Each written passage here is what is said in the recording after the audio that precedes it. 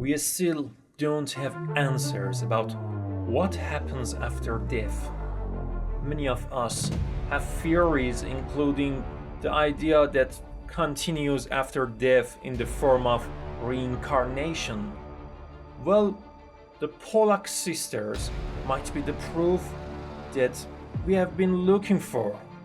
Their story is one of the most mind-blowing examples that supports the theory of recreation.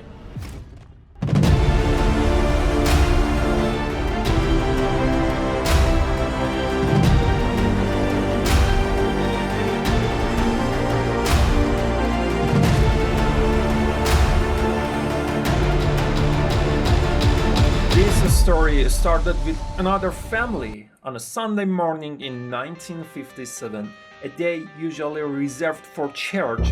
A mother was experiencing a breakdown. She had been forced to separate from her children and couldn't stand the idea, so she decided that morning that she would take her own life.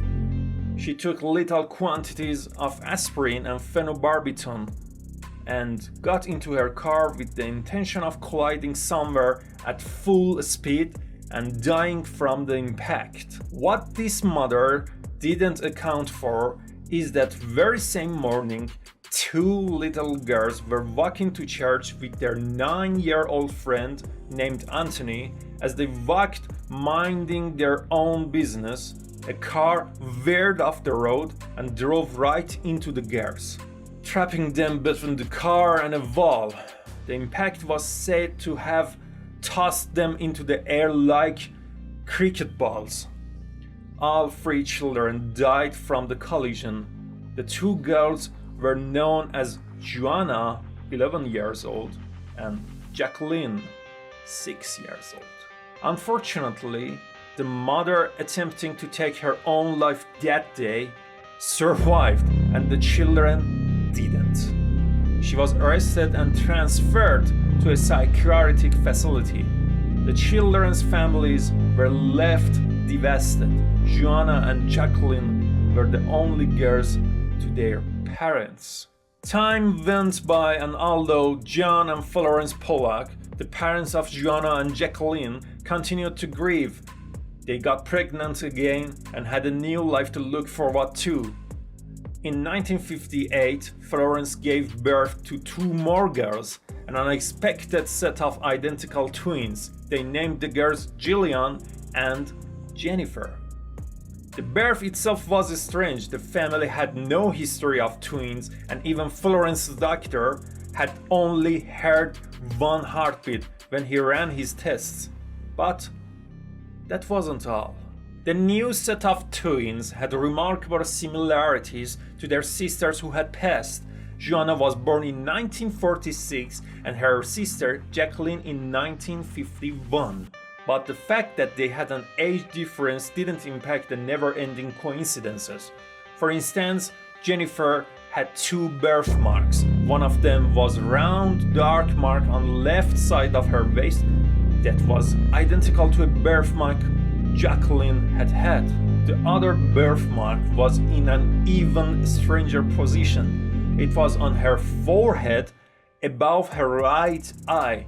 This was the exact location of a scar Jacqueline had gotten when she had fallen and hit her head on a bucket.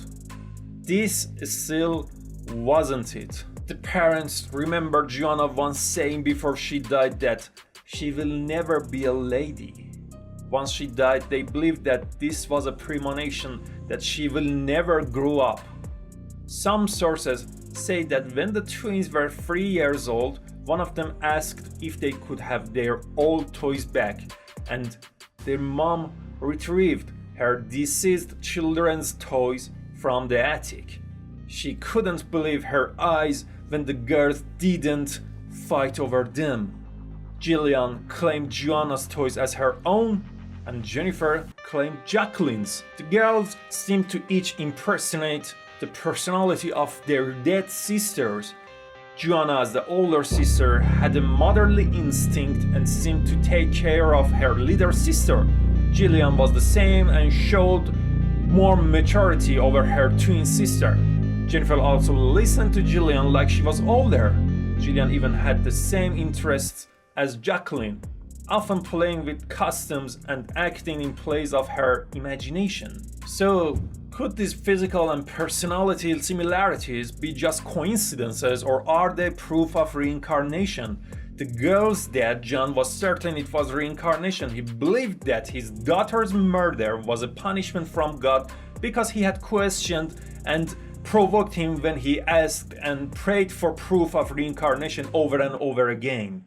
His fascination had started as a child after reading a book about it. Despite being a Catholic and belonging to a church that refuted reincarnation, he claims to have known that his wife would give birth to twins even when her doctor didn't. The details were scary. John told the story of a time he was walking the twins up the hill towards St. Mary's Church, and one turned to the other and said, "The school is up here when we used to go to, and the playground is around the back." At the time, not only would they have been too small to see the school from where they were, but there was also a large wall obscuring their view.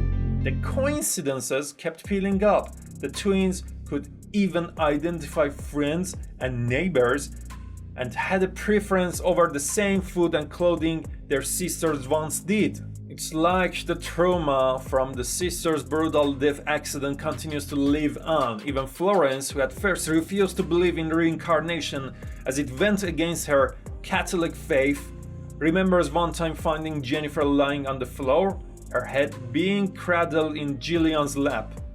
She overheard Gillian telling her sister, "The blood's coming out of your eyes. That's where the car hit you."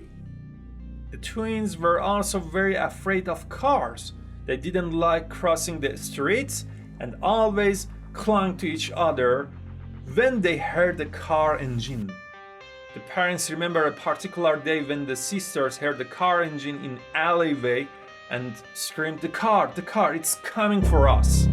Despite the long list of evidence that seems to point towards reincarnation, some experts believe that what the twins knew was just based on their parents' influence.